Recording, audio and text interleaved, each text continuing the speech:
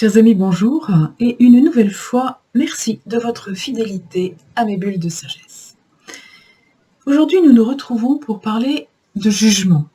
Vous savez, le jugement, c'est cette opinion que l'on a de quelqu'un par rapport à ce que nous croyons qui est bien, qu'il est bon de faire.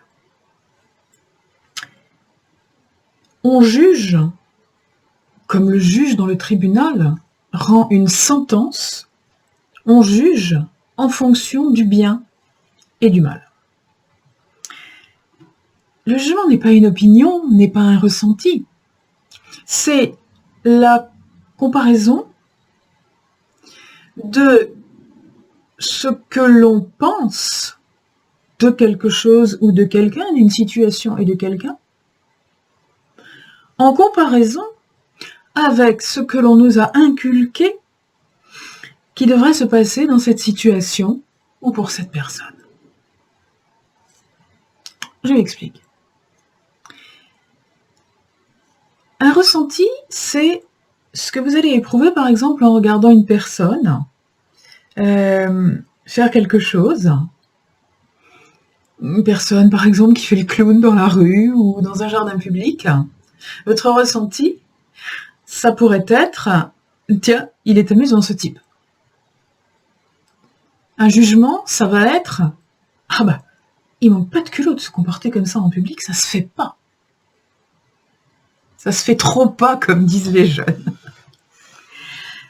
Vous voyez la différence entre l'opinion et le jugement? Le jugement va introduire le fait que vous êtes dépositaire de ce qui doit se faire, de ce qui est bien.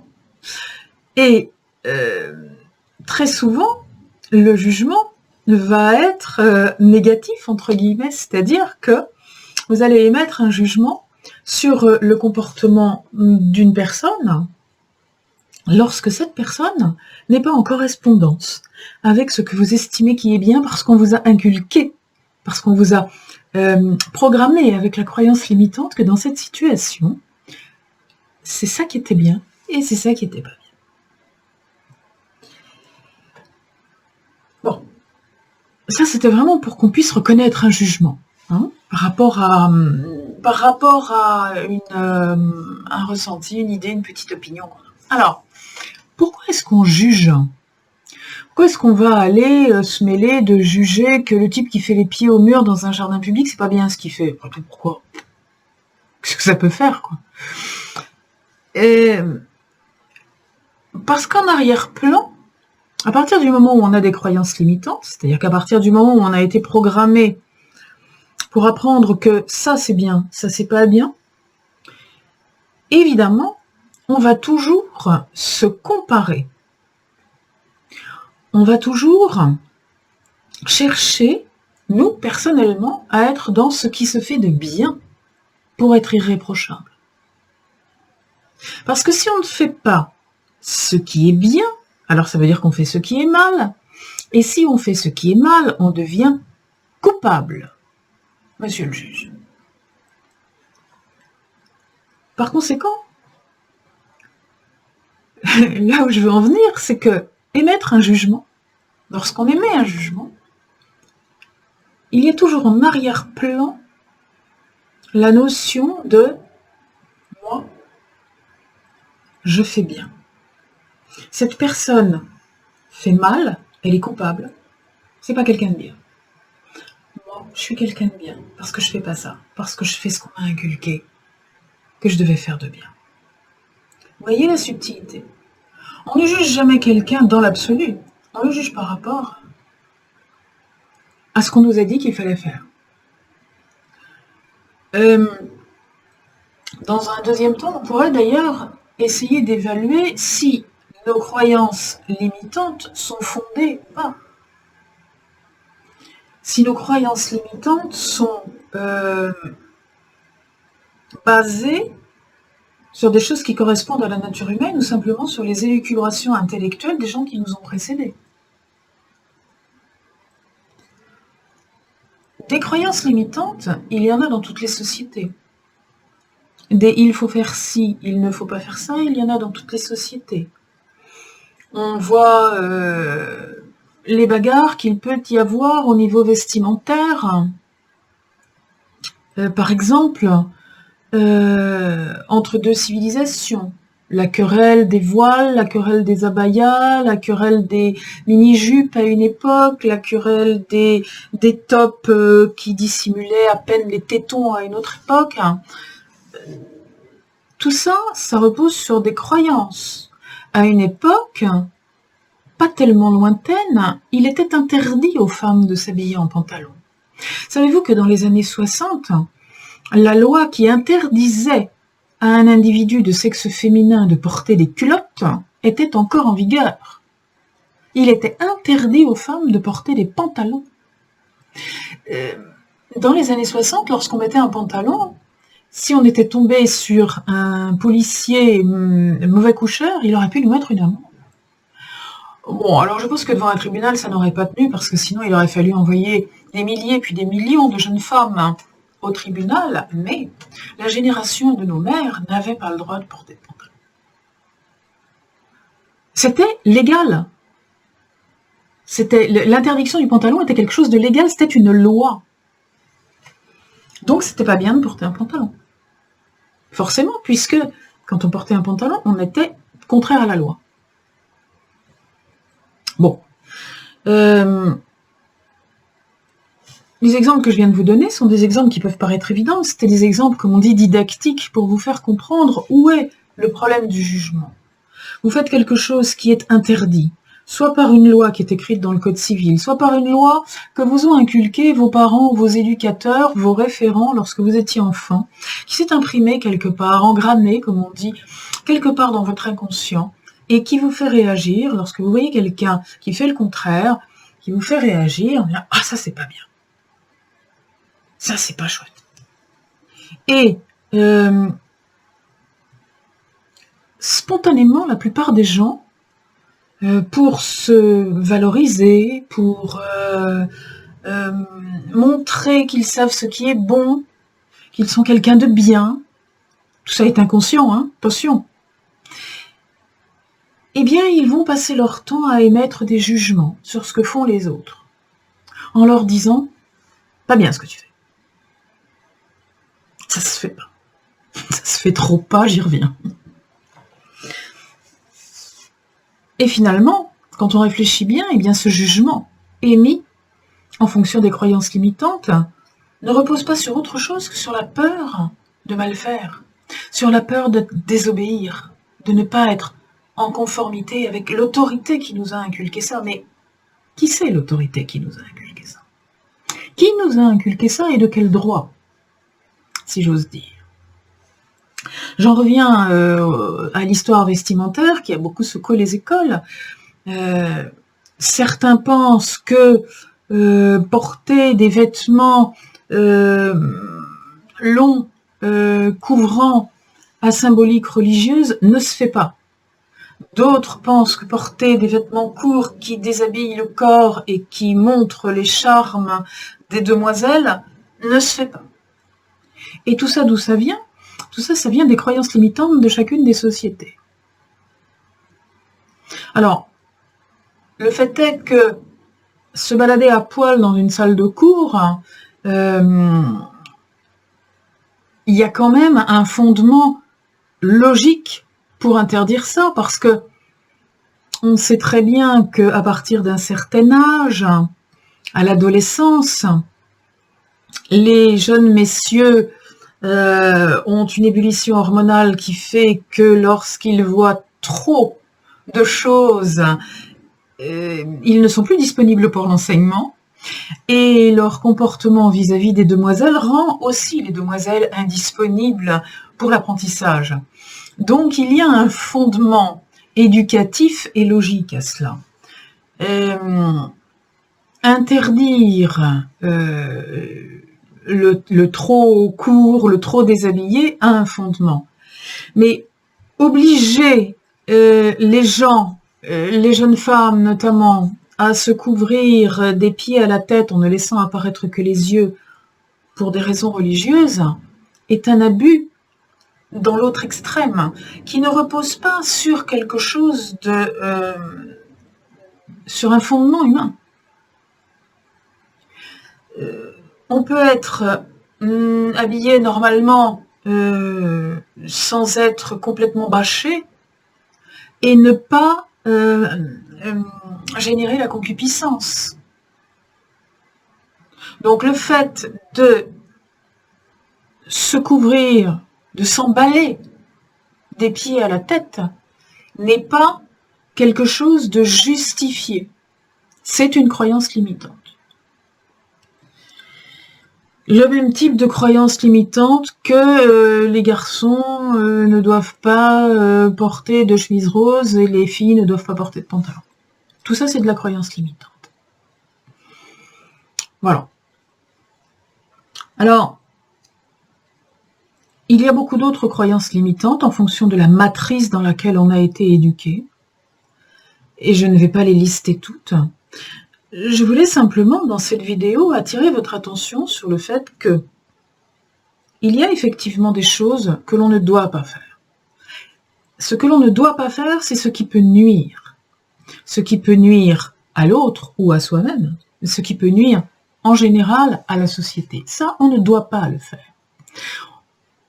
C'est tout à fait compréhensible qu'il y ait des interdits.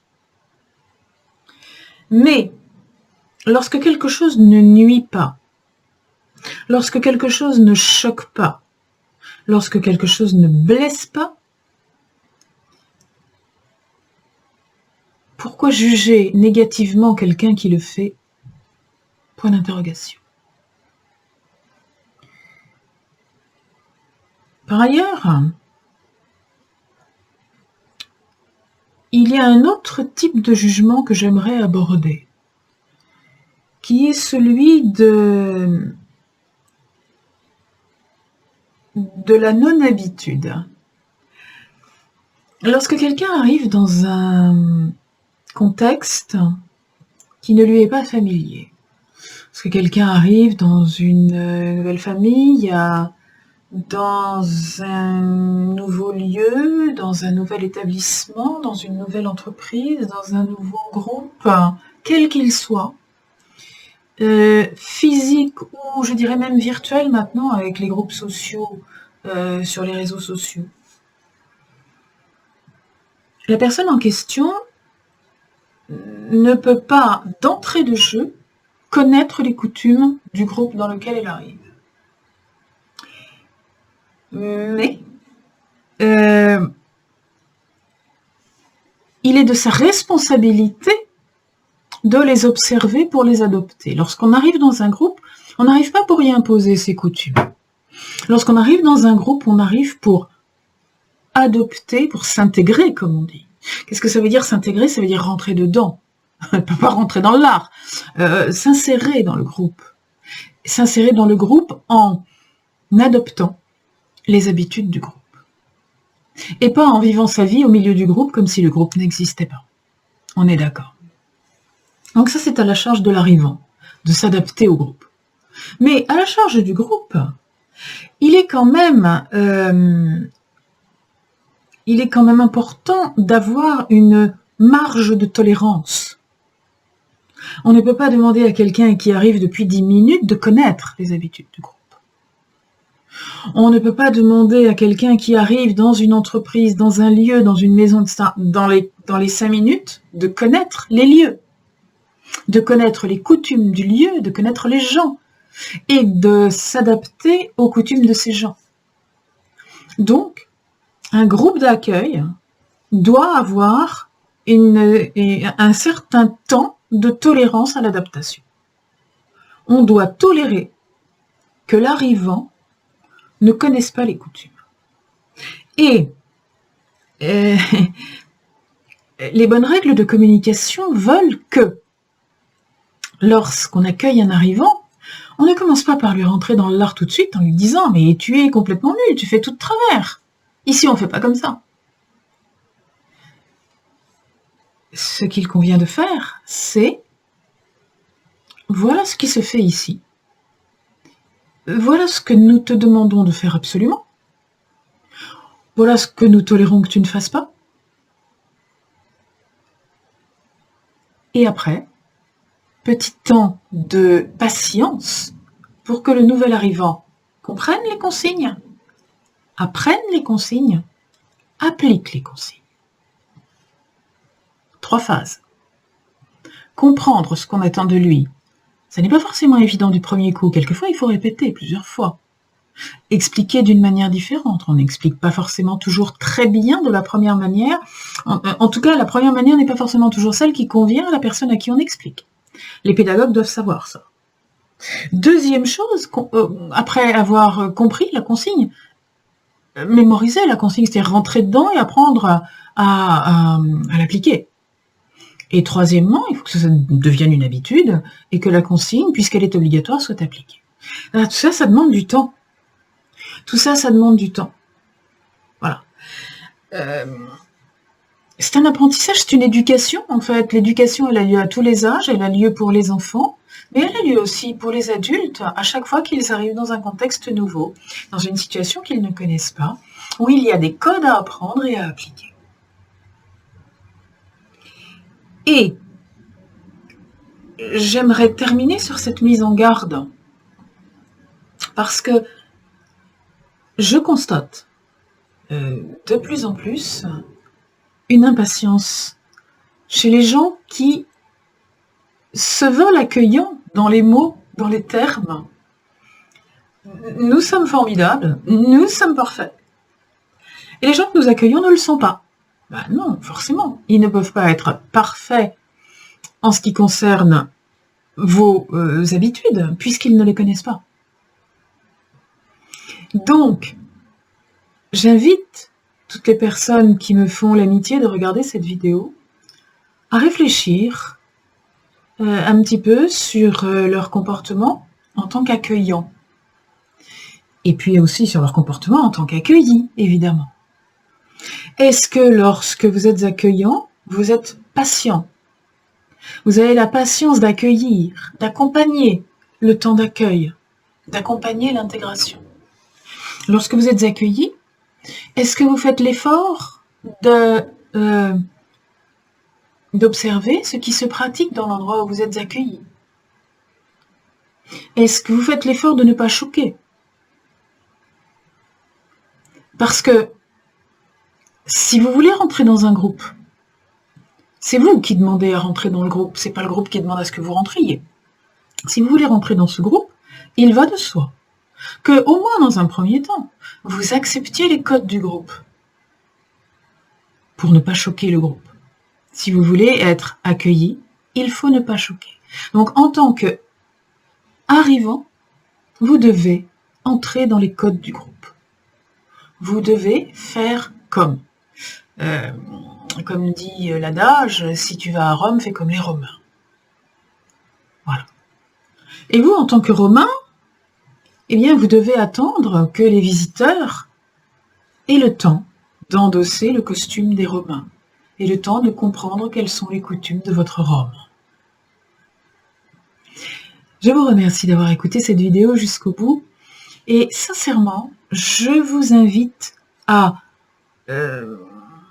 tournez 7 fois votre langue dans votre bouche avant de réagir. Tournez 7 fois votre esprit dans votre boîte crânienne avant d'émettre un jugement. Dites-vous que lorsque vous agissez trop vite, lorsque vous réagissez trop vite, vous êtes dans la peur d'être jugé aussi. Bonne journée.